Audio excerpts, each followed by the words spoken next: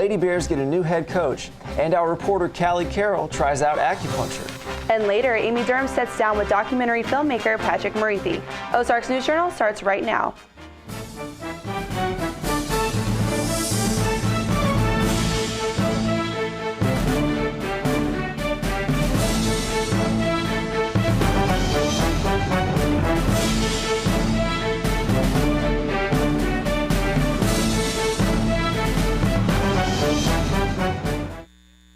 Hello and welcome to this edition of Ozarks News Journal. I'm Riley Bean. And I'm Caitlin Rickman. Here on Ozarks News Journal, we take an in-depth look at what's happening in our region.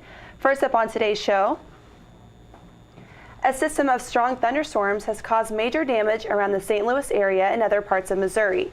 At least 5 people were injured in a mobile home park in Franklin County, but none of them were seriously hurt. Roofs were ripped off several homes in Hazelwood, and the National Weather Service confirmed a tornado did touch down. Around 42,000 people lost power across the state. Governor Nixon has activated the State of Emergency Operations Plan. The body of a woman found inside her home in Battlefield has now been identified by Sheriff Jim Arnott. 23-year-old Desiree Hagan was found dead at about 1:30 p.m. on April 9th.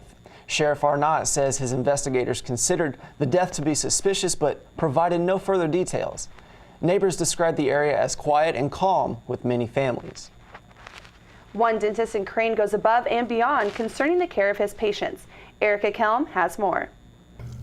Dr. Terry Burpo and his staff care about their patients. We like to take our time and get to know who the patient is and find out what's important to them. Dr. Burpo says that he and his staff are trying to make a difference in the community. He does so by providing charity dental work, including checkups at local nursing homes, churches, and Head Start screenings. But his biggest charity revolves around a nationwide program. There's a new program. It's called Dentists of Distinction, and they have a process where a person would apply, for a special situation, and then they would contact us, and we go ahead and see that patient pro bono. Dentists of Distinction is part of a charity program called America's Tooth Fairy. The program helps adolescents receive the dental care they need when their families are unable to pay for their care. Dr. Burpo improves his patients' lives outside the office with a great smile, but inside can be a little nerve-wracking. So to improve his patients' experience, he decided to improve his atmosphere. The office has experienced a makeover in the last couple months, creating a comfortable, warming welcome to patients of all ages. One of Burpo's patients is a firm believer in Dr. Burpo's philosophy. They treat me like a person, and I'm not just another number on a chart. I'm a human being. And the new look of the office. It looks great. I'm very excited. It just really brings them up to, they're already, what they already do for people. So it's just kind of like the icing on the cake. So anyone from 2 up to 92 can enjoy the ambiance, as well as Dr. Burpo's dedication to his practice. I don't want to put any roadblocks up for a patient to receive dental care. In Crane, Missouri, I'm Erica Kelm, Ozarks News Journal. A doctor from Polk County pled guilty last week to illegally selling prescription pain medicine. The 75-year-old Nolan Crisp practiced at Pomme de Terre Wellness Center in Bolivar. He faces up to 20 years in federal prison without parole, plus a fine of up to $1 million. Crisp is scheduled for a separate trial later this year, facing allegations of sexually assaulting patients. A traditional Chinese medical practice is gaining popularity in the States. Our Callie Carroll has the story. Dating back as early as the 16th century, this medical healing approach is one of the oldest practices in the world.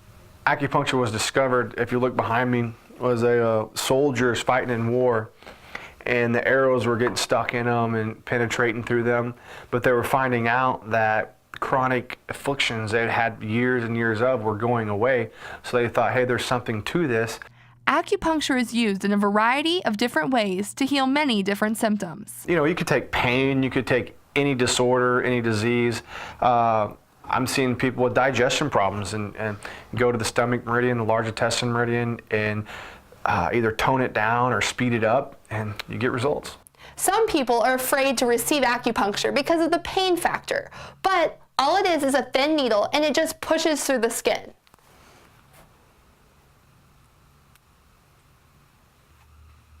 But humans are not the only recipient of this type of treatment. Horses, dogs, and cats.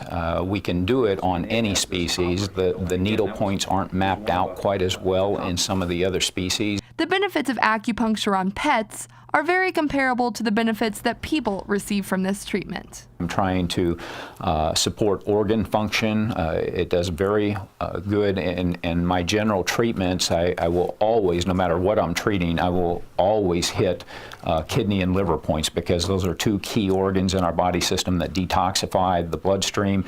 So whether you need to improve your own health or the health of your pet, acupuncture could be a treatment option for the entire family. In Springfield, I'm Callie Carroll, Ozarks News Journal. A genetically modified rat could provide a new way to test for Alzheimer's drugs. Researchers report that the rat is the first rodent model to exhibit the full range of brain changes found in Alzheimer's. Terrence Town, a professor at the University of Southern California, has already begun testing some potential Alzheimer's drugs on new rats. A shelter in Springfield is making women and children in the Ozarks feel a little safer. Our Caitlin Rickman has a story. The Harmony House, located here in Springfield, is a United Way foundation that has been protecting lives for 37 years. The Harmony House offers shelter to women and children who are survivors of domestic violence in the Ozarks. We have an emergency shelter department that holds 110 beds. Last year we sheltered right at 600 women and children. With the shelter comes, we provide 2 hot meals, we have childcare, we help women from the ground up. The shelter, women are provided with clothing, personal hygiene items, and most importantly, support. We rely heavily on donations. We're state and federally and privately funded, but we have, we had 600 women and children come through our facility, not to count all of the outreach people that we helped. We need clothing. We need, and that's for men, for women, for children, babies, everyone. Anything that you have in your house or on your person are things that we need to help people to stay successful. Making donations to the Harmony House is a simple process. All you have to do is pull around to this back door, ring the doorbell, and someone will be there to greet you with your belongings. Harmony House is always accepting donations for clothing, shoes, hygiene items, and household items. If you would like more information about the organization, you can visit my.harmonyhouse.org. In Springfield, I'm Caitlin Rickman, Ozarks News Journal. The search for the next Missouri State women's basketball coach is over.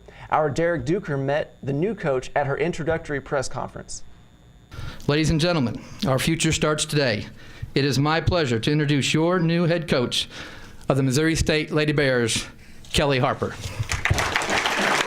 After about a month's search, Missouri State has found its women's basketball coach. Kelly Harper was the former head coach at North Carolina State and Western Carolina. She has 167 wins over her 9 years as a coach, including 3 NCAA tournament appearances and 4 WNIT berths in that span. Harper said that she knows how important Lady Bears basketball is to the region. So we want to be a team that you love to watch, but as I told the young ladies this morning, that our opponents hate to play. There have been some concerns about Kelly Harper's 500 season at NC State, but the first Lady Bears coach, Reba Sims, says there's nothing to worry about there. Even though you've got the people there that you want and they're working hard, sometimes it just doesn't come together. And that's not always, although some people like to say it is, the coach's fault. Sims says that Harper's success under the legendary Pat Summitt at the University of Tennessee, including her contributions to 3 national titles, convinced her that Harper is hardworking and knows what it takes to succeed. Not to mention, Summitt is a good role model to have. But that sets some high expectations for the brand new coach. I'll have high expectations for us and for this program, but also I think there's a realistic approach to it as well, and it's not something that happens overnight. But Harper says that she still plans on Missouri State winning its fair share of games this year. There's a long-term plan, you want to build, but also I'm too competitive to wait 5 years to win games. I want to win this year. In Springfield, I'm Derek Duker, Ozarks News Journal. You can see the rest of that press conference in its entirety on ozarksnewsjournal.com. And coming up, Ozarks News Journal reporter Amy Durham sits down with filmmaker Patrick Murithi to discuss his work. Don't go away. Ozarks News Journal will be right back.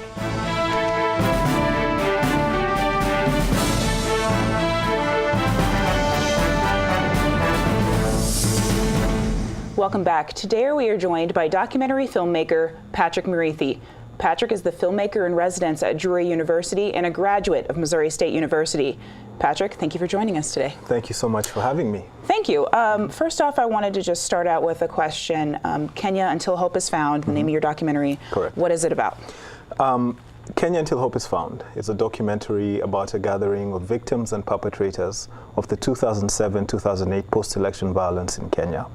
I traveled to the largest slum in Kenya called Kibera, and I filmed these participants as they went through a 3-day workshop called Healing and Rebuilding Our Communities, where they got to learn about trauma.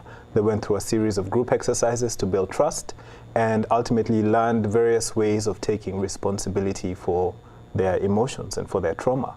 So it's a film that is very hopeful, that doesn't sugarcoat what happened in Kenya 5 years ago, but it shows people who were directly affected by this violence who are beginning to heal. And it's a message that I think is relevant, not just in Kenya, but around the world as well. What inspired you to make this film? Well, I'm from Kenya. So when the post-election violence broke out in 2007, I was actually working on another documentary about the Rwandan genocide. And when I got the chance to show my film that I did in Rwanda in Kenya in 2008, a few months after the violence subsided in Kenya, so many people said that while my documentary was about Rwanda, they saw very many similarities between what happened in Rwanda in 1994 and what happened in Kenya in 2007, 2008. And so that motivated me to make a documentary that spoke to my country's situation, that inspired hope and encouraged dialogue, that showed that, you know, no matter what you've been through, you can in fact heal. And I think that's the power of media. You know, it has been used to divide and destroy, but I firmly believe that it can also be used to unite and to heal. All right, well, you did bring us a clip from your documentary film, yes, Until Hope is Found. So let's take a look at that. Okay.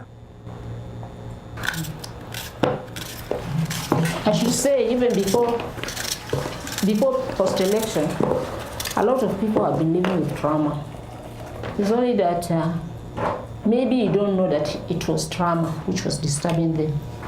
Maybe after going through a lot of things, like let's say my mom, for example, after losing my sister, she became a chain smoker. She could smoke.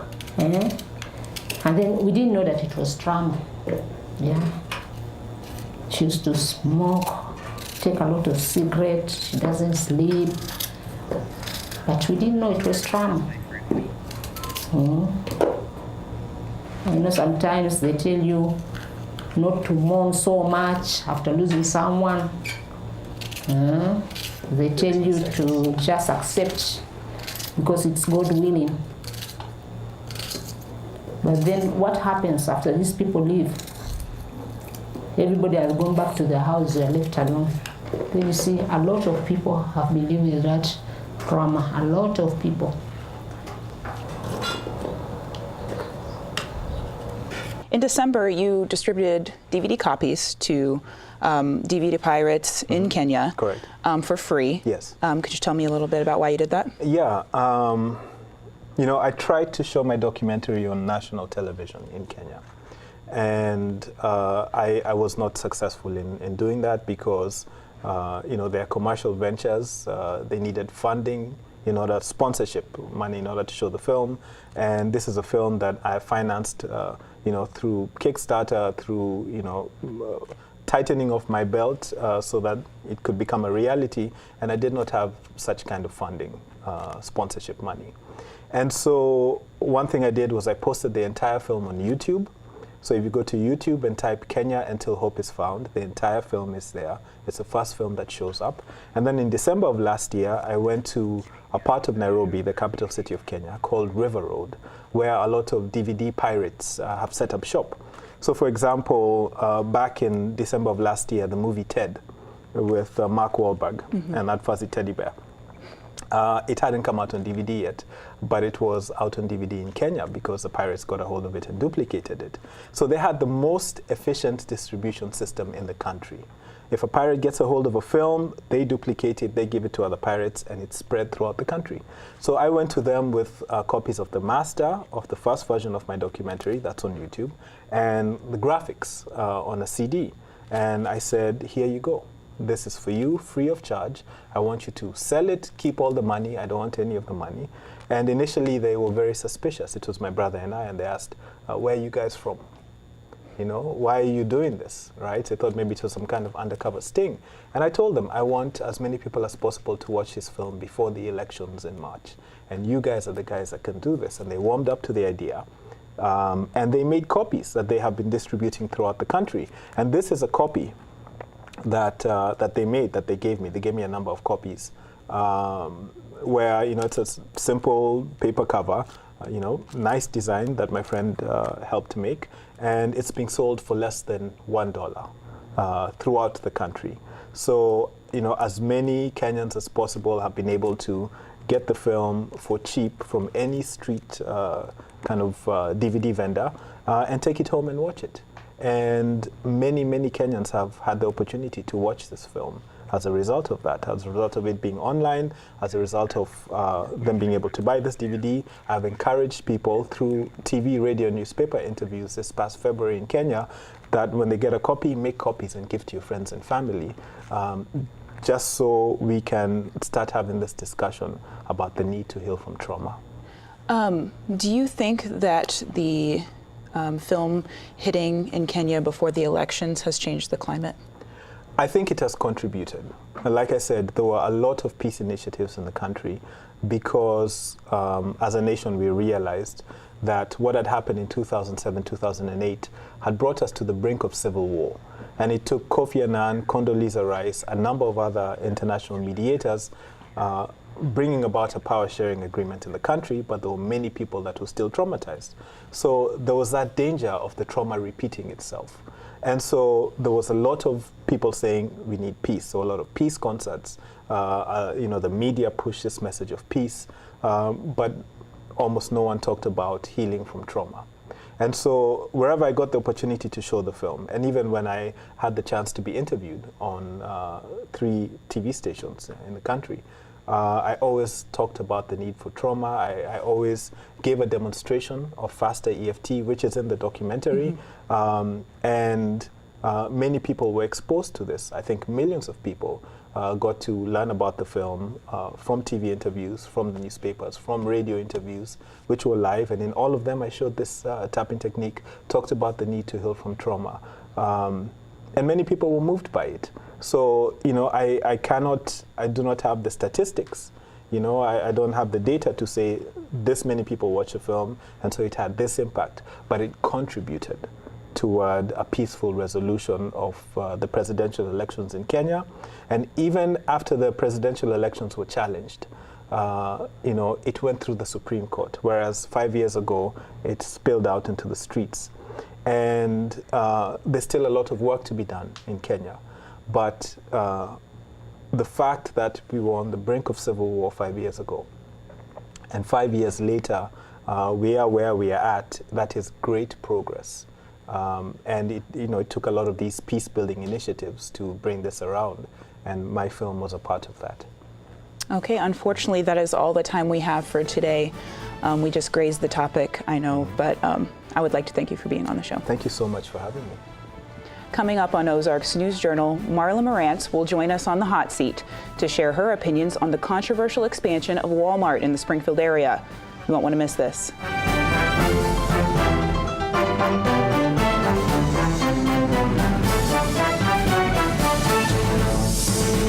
Welcome back. Each week on ONJ, we put someone on the hot seat.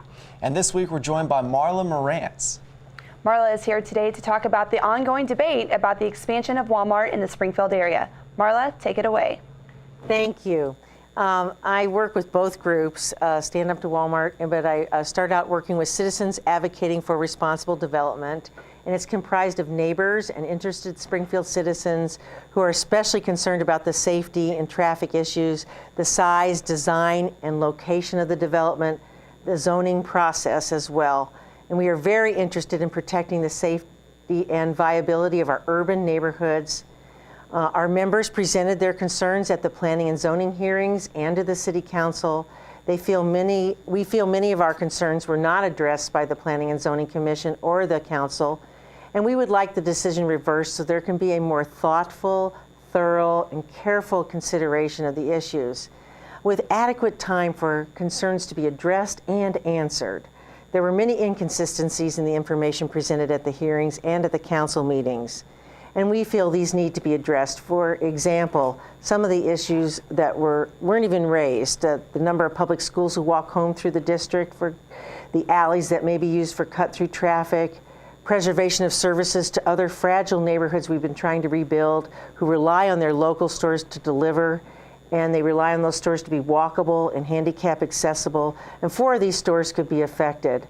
The traffic studies were done at questionable times. They were conducted by the applicant. We would advocate that they should be conducted by the city but paid for by the applicant, or conducted by another source. And also they were done when the university was not in session or just prior to a break. And in some cases, old data was actually presented to the Planning and Zoning Commission. Information was not made available in adequate time to be reviewed by the Planning and Zoning Commission, and it was not provided to the public before those sessions, even though it was requested.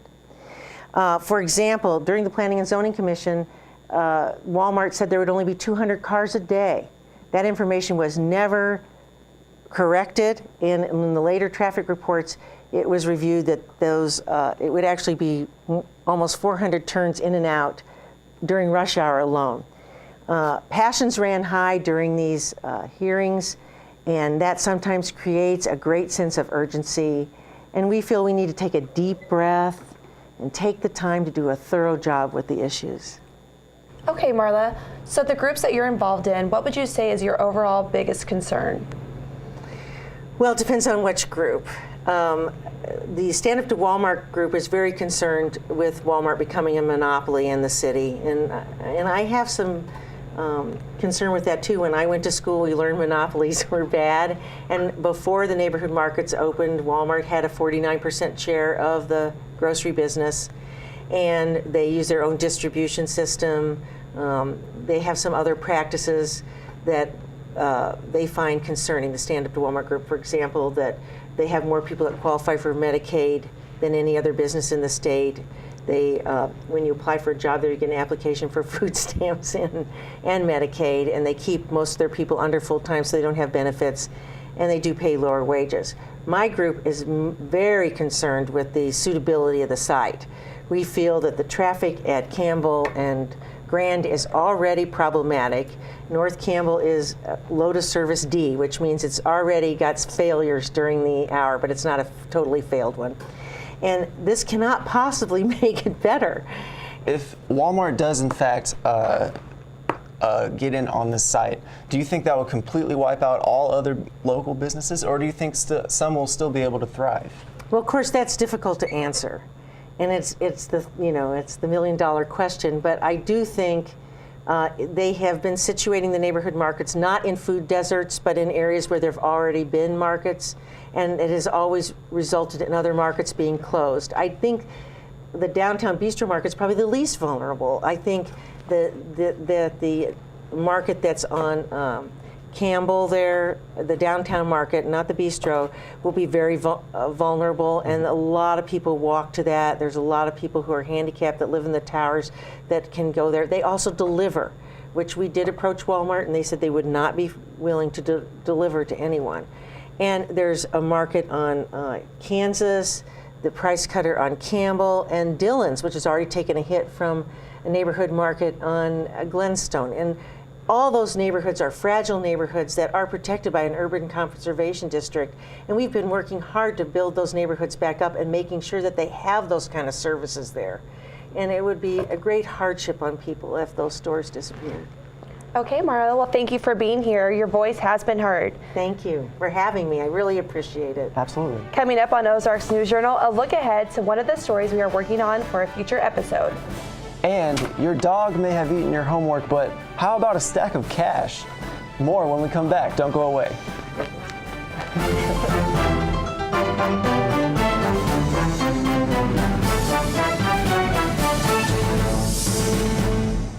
Welcome back and thanks for staying with us. Parks provide an inexpensive way for people to get around and get out and enjoy nature. And our Amy Durham sat down with the park board administrator to find out a little bit more about why parks are important. It's almost like visiting your grandmother's house. It's like, oh, that's still there. I love that thing. I remember when I was sitting on that bench and had this conversation, or when we were playing over there and this happened. Parks are places that you can go and relax and enjoy yourself, and that's what they're meant to be. They're places where you can have solitude, or you can go with friends and have a good time, and that's what they're meant for. The Conservation Department says Missouri hunters can expect plenty of turkeys to be out and about this spring. Despite last year's drought, experts say Missouri has had a relatively strong turkey production during the past 2 years. Spring turkey season runs from April 15th through May 5th. A man in Philadelphia was saved by his belt buckle when he was hit by a stray bullet during a shootout near a grocery store. The 38-year-old employee says he was about to take a hand truck outside when shots started flying. He says he didn't realize he had been hit until someone pointed out that he had a hole in his shirt. A Montana man is hoping the federal government will reimburse him for the 5 $100 bills his dog ate. Wayne Klinkle said his golden retriever, Sundance, ate the bills when he left the dog unattended in the car for a few minutes. For the next several days, Klinkle followed Sundance outside with a pair of rubber gloves and plastic bags. Riley, I've heard of dogs, like you said before, eating homework, but never eating $500 cash. Yeah, no kidding. And I've heard of dogs chewing on shoes and stuff like that, like chewy things, but dollar bills, that's really inconvenient. And there's no way he's going to be able to follow his dog around and pick up the poop and actually put together the $500 bills. It's not going to happen. It's definitely an interesting story for sure. Oh, yeah. Well, that's all the time we have for this edition of Ozarks News Journal. Don't forget to join us here next week for more stories that matter most to our region. And be sure to check out our website, ozarksnewsjournal.com. Thanks for joining us and have a great day, Missouri.